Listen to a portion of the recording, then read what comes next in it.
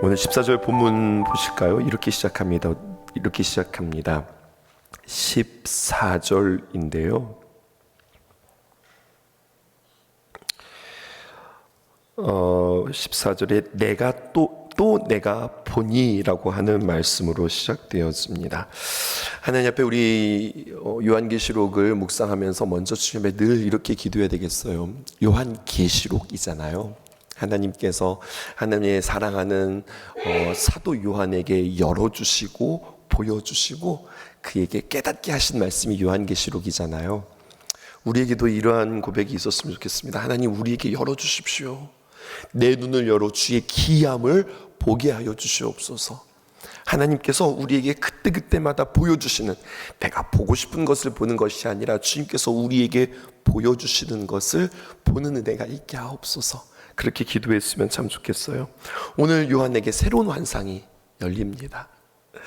새로운 환상을 우리에게 소개해주고 있는데요. 앞에서는 예수님을 어떻게 비유했냐면 어린 양에 비유하고 있다면, 예수 그리스도 어린 양에 비유했다면, 오늘 본문에서는 구름 위에 앉아 계신 인자와 같은 분, 구름 위에 보좌에 앉아 계시는 인자와 같은 분으로 비교하고 있습니다. 요한계시록은 전에 여러분들에게 이렇게 소개했던 것 같아요. 여러 가지로 표현할 수 있지만 무엇보다도 성경 66권인데 요한계시록 빼놓고 성경 65권의 압축판이 요한계시록입니다. 그래서 요한계시록을 해석할 때 가장 잘하는 해석은 뭐냐면 성경으로 성경을 푸는 것, 이것이 요한계시록을 가장 잘 푸는 해석입니다. 여러분들에게 말씀드렸거든요. 오늘 예수님께서 어떤 모습으로 계신다고요? 구름 위에 앉아 계신 인자와 같은 분으로 비유되어지고 있는데, 사실 이 모습은 다니엘서에 기록되어져 있습니다. 정말 심판의 때에 하늘 구름을 타고 등장하셔서 하나님으로부터 영원한 권세와 영광과 나라를 받으시고, 또 민족과 언어가 다른 모든 백성으로부터 경배받으시는, 그리고 심판하게 될 심판주로 오늘 다니엘서에서 묘사되어지고 있어요. 그 부분 읽어드릴게요. 다니엘서 7장 13절에서 14절인데 13절은 제가, 14절 여러분들 읽겠습니다. 다니엘서에 있는 말씀입니다. 내가 또 밤 환상 중에 보니 인자 같은 이가 하늘 구름을 타고 와서 옛적부터 항상 계신 이에게 나아가 그 앞으로 인도되매. 14절 그에게 권세와 영광과 나라를 주고 모든 백성과 나라들과 다른 언어를 말하는 모든 자들이 그를 섬기게 하였으니 그의 권세는 소멸되지 아니하는 영원한 권세요 그의 나라는 멸망하지 아니할 것이니라. 여러분, 우리는 그냥 읽었지만은요, 이 굉장히 중요한 의미를 담고 있습니다. 이 장면, 다니엘서 7장 13절에서 14절이 오늘 요한계시록 14장 14절에 있는 말씀과 연결되어지는데요. 이 장면은 인자의 곡식, 추수는 말이죠, 종말의 때의 심판의 장면이며, 여러분 기억하십시오. 오늘 굉장히 중요한 표현인데, 마지막 때의 종말은 심판의 장면임과 동시에 구원의 장면이라고 하는 사실입니다. 오늘 인자 같은 분을 구름 위에 앉아 계신 모습을 오늘 본문은 조금 더 자세히 우리에게 이야기해 주고 있어요. 14절 다시 한번 볼게요. 내가 또 보니 흰 구름이 있고 구름 위에 인자와 같은 이가 앉으셨는데, 그 다음에 그분이 어떻게 계셔요? 그 머리에는 금면류관이 있고 그 손에는 예리한 낫을 가졌더라, 이렇게 표현하고 있죠. 예수님께서 그냥 계신 것이 아니라 그의 머리에는 가시면류관이 아니라 금면류관을 쓰고 계세요. 왕의 모습으로 정복하고 승리하신 왕이 되신 우리 예수님의 모습입니다. 요한복음 5장에서 예수님의 모습은 두루마리 인의 환상을 통하여서 그분의 희생적인 죽음, 그 죽음을 상징하는 어린 양 예수 그리스도, 제물 대신 어린 양 예수 그리스도로 표현하고 있다면, 오늘 성경은 우리에게 이야기해요. 그 죽음은 패배가 아니라 죽음을 통하여서 승리를 우리에게 약속해 주시는 거예요. 그리고 그분의 승리의 열매가 무엇인가? 자신의 피로 모든 민족과 언어가 다른 모든 하나님 나라, 하나님의 거룩한 백성들을 하나님의 보좌로 이렇게 이끄시는 그러한 모습입니다. 근데 여러분, 문제가 있습니다. 어떤 문제가 있느냐? 예수 그리스도께서 십자가의 승리 이후에 하나님의 거룩한 백성들을 하나님의 귀한 보좌 가운데 이렇게 인도하시는데, 여전히 하나님의 구원 계획을 대항하는 악의 세력들이 십자가의 피값으로 사신 성도들을 끊임없이 박해하고 끊임없이 하나님 보좌 앞으로 나아가는데 방해하고 있는 모습을 보게 되었습니다. 그렇다면 질문 아니죠? 그렇다면 이 땅에서 어린 양을 따르는 자들, 성도들이 받는 박해와 고난에 대한 우리 주님의 해결책은 무엇입니까?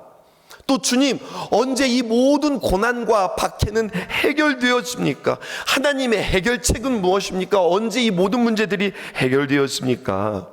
이러한 궁금증과 때로는 이러한 안타까움으로 사도 요한이 주님 앞에 기도하지 않았겠어요? 그런 그에게 하나님께서 보여준 오늘 두 가지의 환상이 있는 겁니다. 새로운 환상을 보여주는 거예요. 첫 번째는 바로 무엇이냐? 어떤 환상이냐면 구원의 추수에 대한 그러한 환상입니다. 그렇게 그가 애통하는 마음으로 하나님 언제입니까? 어떻게 주님께서 구원하십니까? 그 구원의 상징은 무엇입니까? 물을 때에 요한은 새로운 천사가 성전으로 나와서 땅의 곡식을 완전히 익었다고, 땅의 곡식이 완전히 익었다고 큰 음성으로 외치는 소리를 듣습니다. 천사가 나와서 외치는 것은 성전 보좌에 앉은, 그러니까 자기가 자의적으로 이야기하는 것이 아니라 천사잖아요. 하나님께서 그에게 맡겨주신 말씀, 예언의 말씀이라고 그랬죠. 맡길 예자를 써서 우리 하나님께서 그에게 맡겨주신 말씀은 그냥 대행해서 말할 뿐입니다. 그것이 15절인데요 이렇게 기록되어 있어요. 또 다른 천사가 성전으로부터 나와 구름 위에 앉은 이를 향하여 큰 음성으로 외쳐 이르되 당신의 낫을 휘둘러 거두소서, 땅의 곡식이 다 익어 거둘 때가 이르렀음이니이다 하니, 이렇게 이야기하고 있습니다. 마태복음 24장 36절에 보면은요, 하나님의 그 심판의 날 말입니다. 그 종말의 때. 그러나 그 날과 그때는 아무도 모르나니 하늘의 천사들도 아들도 모르고 오직 아버지만 아신다 그랬잖아요. 아무도 몰라요. 오직 아버지만 아세요. 그런데 그 아버지께서 그때와 그 시기를 아시는 그 주님께서 드디어 입을 열어서 이때라 말씀하시는 거예요. 여러분, 주님 오시는 날 천사장의 나팔 소리와 함께 하늘에서 큰 음성이 들리고, 하늘에서 큰 음성이 들릴 때에 그 언어는 세계 모든 민족들이 다 알아듣는 언어인데, 주님 오실 때 여러분 어떻게, 주님께서 뭐라고 말씀하실 것 같아요? 할렐루야, 주님 영광 받으십니다. 천사들의 소리와 함께 주님께서 오실까요? 저 혼자 상상해 본 거예요. 아니면 이런 음성이 들릴까요? 이때라, 이때라 하더니 하늘문을 가르시고 주님께서 내려오시는 모습. 또 더 직설적으로 주님 오신다, 주님 오신다, 이렇게 하늘에서 음성이 외쳐질까요? 여러분, 분명한 것은 그날 그때에 주님께서 우리에게 천사장의 나팔 소리와 함께 세계 모든 사람들이 들리도록 주님께서 선포하시고 말씀하시고 이 땅에 오신다는 거예요. 생각만 해도 설레이지 않습니까? 그런데요, 우리가 그냥 막 상상만 했는데 오늘 성경에 보면 그 주님의 날의 선포, 그 음성이 뭐라고 하실지, 주님께서 뭐라고 말씀하실지 우리는 알지 못하지만 분명한 사실은 그 음성에는 우리가 읽었던 15절의 의미를 다 담고 있다는 이야기예요. 즉 구원의 날의 선포가 포함되어져 있다고 하는 사실입니다. 당신의 낫을 휘둘러 거두소서, 땅의 곡식이 다 익어 거둘 때가 이르렀음이니이다. 물론 이렇게 이야기하기는 않겠지만 구원의 날에, 우리가 사모하는 그날에, 주님께서 재림하시는 그날에 하늘의 선포에는 무엇이 포함되어져 있느냐? 구원의 선포가 포함되어져 있다는 거예요. 그리고 오늘 그 구원은 본문에서 하나로 비유되어지고 있는데 무엇으로 비유되어지고 있느냐? 곡식 추수로 비유되어지고 있습니다. 그리고 이 곡식 추수의 비유에 이어지는 단어들을 보세요. 이렇게 기록되어 있습니다. 15절 다시 읽을게요. 또 다른 천사가 성전으로부터 나와 구름 위에 앉은 이를 향하여 큰 음성으로 외쳐 이르되 당신의 낫을 휘둘러 거두소서, 땅의 곡식이 다 익어 거둘 때가 이르렀음이니이다 하니, 16절 구름 위에 앉으시니까 낫을 땅에 휘두름에 땅의 곡식이 거두어지니라. 함께 동시에 심판을 선포한다는 사실이에요. 하나님의 구원도 선포되지만 동시에 심판도 선포되어지는 거예요. 15절에 보니까요, 그 곡식과 함께 어떤 단어가 쫓아오냐면 거두어지니라 라는 표현이에요. 또 16절에도 보니까요, 그 낫을 휘두르며 그 땅의 곡식이 16절에도 거두어지니라 라고 표현됩니다. 알곡이 곡간에 창고에 이렇게 거두어져서 저장되어지는 의미라고 한다면 이것이 심판의 추수와 대조되는 모습입니다. 주님 오신다, 보라 이날이라 라고 하는 그 선포는 구원을 포함한다고 그랬죠. 근데 구원의 의미뿐만 아니라 또 한 가지 심판의 의미도 동시에 포함되어지고 있습니다. 심판의 추수의 이야기가 오늘 17절에서부터 시작해서 20절에 기록되어져 있어요. 포도주가 등장합니다. 두 번째 심판의 추수입니다.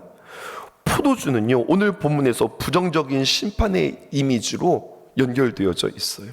우리는 일반적으로 예수님은 생명의 참 포도나무, 아버지는 농부, 우리는 가지들로 묘사되어져 있죠. 그리고 보면은요, 저희 그 주일학교 시절에 보면 어린이 찬송가라는 거 불렀어요. 그런데 그 어린이 찬송가에 그 찬송가가 참 성경적이에요. 노래가 이런 노래가 있습니다. 우리 장로님 기억나실 수도 있어요. 예수님은 생명의 참 포도나무, 아버지는 포도원 농부시니 가지들아 열매를 맺지 않으면 아낌없이 찍어서 던지시리라. 옛날 찬송 기억나시죠? 가만히 생각해 보면은요, 그 어린이 찬송가는요, 뭐 군더더기가 없이 그냥 성경에 있는 내용을 그대로 곡조를 붙여서 우리가 불렀던 것 같아요. 근데 이 찬양에 따르면 가지에 하나님의 귀한 은혜로 말미암아 포도를 주렁주렁 맺는, 마치 우리가 주님에게 딱 붙어 있어서 포도 열매를 주렁주렁 맺어줘야 하는 사명처럼 여겨져서 포도가 우리에게는 굉장히 긍정적인 의미로 묘사되어지고 있는데요. 그런데 오늘 요한계시록의 포도는 앞에 있었던 곡식, 알곡과 대조되어서 매우 부정적인 의미로 사용되어지고 있습니다. 곡식 추수, 포도 추수라고 제가 계속 대조하면서 말씀드릴 텐데요. 곡식 추수는 끝까지 어린 양을 따르며 하나님의 은혜의 말씀 안에 거하며 그 구원을 누리는 자를 상징한다고 한다면, 포도 추수는 짐승을 따르며, 하나님을 따르는 게 아니에요. 거짓을 따르고 짐승을 따르며 우상을 숭배하는 사람들에 대한 심판으로 연결되어지는 거예요. 아니, 포도가 목사님 왜 그런 의미예요? 좀 더 들어보세요. 곡식 추수는 곡식이 거두어져서 창고에 쌓인다. 아까 보면 곡식은 거두어진다라고 하는 단어와 연결된다고 그랬죠. 그런데요, 여러분, 포도 추수는요, 포도가 틀에 던져져서 밟히는 것으로 묘사되어지고 있습니다. 이 천사의 포도 추수를 좀 더 살펴볼게요. 이제 장면은 곡식 추수와 동일하게 또 다른 천사가 성전에서 나오는 것으로 이어집니다. 14절에 보니까 이제 이렇게 기록되어 있어요. 14절은 곡식 추수입니다. 내가 보니 흰 구름이 있고 구름 위에 인자 같은 이가 앉으셨는데 그 머리에는 금면류관이 있고 그 손에는 예리한 뭐를 가지고 있어요? 추수하기 위한 낫을 가졌더라. 근데 낫이 한 번 더 등장합니다. 17절에 이번에는 곡식 추수가 아니라 포도 추수입니다. 또 다른 천사가 하늘에 있는 성전에서 나오는데 역시 예리한 낫을 가졌더라. 여기서 오늘 우리는 묵상해야 할 단어 바로 낫입니다. 띄워주실까요? 드레파논이라고 하는데요, 곡식을 베는데 사용되어지는 농기구입니다. 근데 그렇게 농기구 낫을 묵상하는 것이 아니라 요한계시록에서는요, 이 낫이 성도들에게는 구원을 의미하고, 그리고 하나님을 따르지 않고 짐승을 따르고 세상에 속해 있었던 사람들에게는 이 낫이 심판의 도구가 되어진다는 사실이에요. 둘 다 지금 천사들이 예리한 낫을 가지고 있어요. 그러니까 이 천사는 다른 천사가 제단으로부터 나와서 큰 음성으로 외치기까지 딱 기다리고 추수를 기다리고 있습니다. 곡식 알곡과 포도는 무척 대조적으로 이야기하고 있습니다. 곡식이 언제 추수되어질까요? 15절에 보니까 말씀대로 다 익어서 완전히 말랐을 때 추수한다면 포도는 언제 추수할까요? 18절의 말씀대로 포도는 포도 안에 과즙이 꽉 찰 때에, 아주 크게 연그렀을 때에 추수하게 되어지는 겁니다. 근데 이 본문의 해석이 요엘서 3장 13절의 말씀에서 풀어지는 거예요. 요엘서 3장 13절에서는요, 곡식과 포도가 동시에 등장합니다. 보실게요. 요엘서 3장 13절, 너희는 낫을 쓰라. 곡식이 익었도다. 요엘서에서도 낫이 등장하죠. 그리고 어떻게 합니까? 와서 밟을지어다. 포도주 틀이 가득 차고 포도주 독이 넘치니 그들의 악이 금이로다. 이렇게 표현되어지고 있어요. 또 하나 볼게요. 이사야서 5장 7절에 있는 말씀, 유다 백성을 주님께서 기대에 차서 심으신 포도나무로 비유했는데 그 포도에 가득 찬 것은 과즙이 아니라 독이라는 이야기입니다. 제가 읽어보겠습니다. 무릇 만군의 여호와의 포도원은 이스라엘 족속이요 그가 기뻐하시는 나무는 유다 사람이라. 그런데요, 그를 기뻐하고 그를 기대했는데 그들에게 정의를 바라셨더니 도리어 포악이 가득 찼고 그들에게 공의를 바라셨더니 도리어 부르짖음이었더라. 이렇게 표현되어지고 있어요. 우리 하나님은 어떤 하나님으로 묘사되고 있는가? 하나님의 종들이 억울하게 흘렸던 그 핏값을, 그 원한을 갚으시는 분으로 묘사되어지고 있습니다. 나중에 우리가 계시록 19장 1절에서 2절 보게 될 텐데, 계시록 19장 1절에서 2절에 이렇게 표현되어 있습니다. 그 일 후에 내가 들으니 하늘에 허다한 물이 큰 음성 같은 것이 있어 이르되 할렐루야, 구원과 영광과 능력이 우리 하나님께 있도다. 하나님께 찬송하는 대목이에요. 무엇을 가지고 찬송할까요? 2절입니다. 그의 심판은 참되고 의로운 자라. 음행으로 땅을 더럽게 한 큰 음녀를 심판하사 자기 종들의 피를 그 음녀의 손에 갚으셨도다. 이렇게 표현하고 있어요. 여기서 말하는 큰 음녀, 직접적으로 로마를 핍박했던 로마와 이스라엘 백성들을 핍박했던 로마와 로마 황제를 의미하죠. 그리고 그 배후에 있는 사탄의 세력을 의미하는 것이 바로 음녀입니다. 이 땅에서 행해진 어마어마한 폭력으로 말미암아 흘려진 성도들의 피, 박해로 말미암아 쏟아낸 전제와 같았던, 여러분 전제의 제사 아시죠? 부어진 그러한 피, 심판의 추수, 그 악한 땅의 모든 포도를 추수하여서, 악한 것들을 추수하여서 밟음으로 말미암아 악한 자의 피가 뿜어져 나오는 모습을 사도 요한은 지금 환상으로 보는 거예요. 그리고 이것은 이사야서 63장 6절에 있는 말씀을 응하게 하는 그러한 환상입니다. 이사야서 63장 6절에 있는 말씀을 세 번역으로 제가 읽어드릴게요. 이렇게 기록되어져 있습니다. 내가 분노하여 민족들을 짓밟았으며 내가 진노하여 그들이 취하게 비틀거리게 하였고 그들의 피가 땅에 쏟아지게 하였다. 이렇게 기록하고 있죠.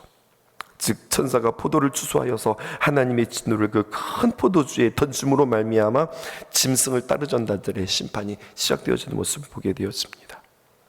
곡식과 포도라고 하는 것으로 대조를 이루고 설명하고 있다면 또 하나의 대조가 등장하고 있어요. 이거 설명하고 마칠게요. 20절에 보니까 성 밖에서라고 하는 표현이 있습니다.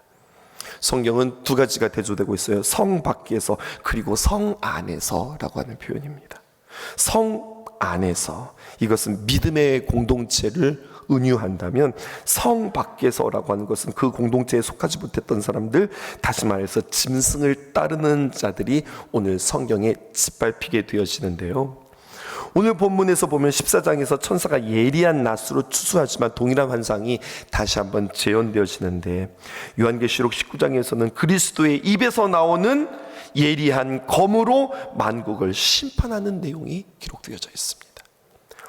오늘 요한복음 14장에서는 천사의 낫으로, 천사 같은 낫으로 그들을 심판하면 한 번 더 이 모습이 재현되어지는데, 그때는 천사의 낫이 아니라 주님께서 말씀하시는데 그 말씀이 마치 낫처럼 나오는 거예요. 마지막으로 포도주 틀에서 나온 피가 말의 굴레 높이까지 닿았고 1600 스타디온까지 퍼졌다고 하는데 이것이 약 한 300km 정도 되어지는 거예요. 땅 위에 사는 자들이 저지른 폭력과 범위와 규모를 보여주는 겁니다. 주께서 포도주 틀에서 넣고 밟을 때에 거기서 피가 터져서 세상에 벌어지는 그 잔인함의 정도가 성경에 이야기하고 있어요. 성경학자들은요, 그것을 1600 스타디온 이내에 퍼졌다 이렇게 표현하고 있습니다. 14만 4,666, 1600 이렇게 숫자들, 요한계시록에 나오는 숫자들은 다 상징을 가지고 있습니다. 성경의 학자들은요, 이 16을 다음과 같이, 1600을 다음과 같이 해석했어요. 먼저 1600은 16 곱하기 100이라는 이야기예요. 16은 4의 자승이라고도 이야기하고 4의 거듭제곱입니다. 그리고요, 100은요 10의 거듭제곱입니다. 4 곱하기 4. 4는 땅의 네 끝 동서남북을 가르친다. 그리고 10은 전체를 가르친다. 동서남북의 제곱, 전체를 가르치는 것의 제곱. 그래서 동서남북의 제곱과 전체를 상징하는 것의 제곱이 곱하여져서 1600이라고 하는 상징적인 숫자예요. 이것은 무엇이냐? 인간의 악의 범위와 규모가 전체 모든 땅에 상상을 초월할 정도로 퍼져 있는 것을 상징함과 동시에 하나님의 심판이 온 땅에 정의를 가져올 것을 환상 가운데 그에게 보여주고 있는 겁니다.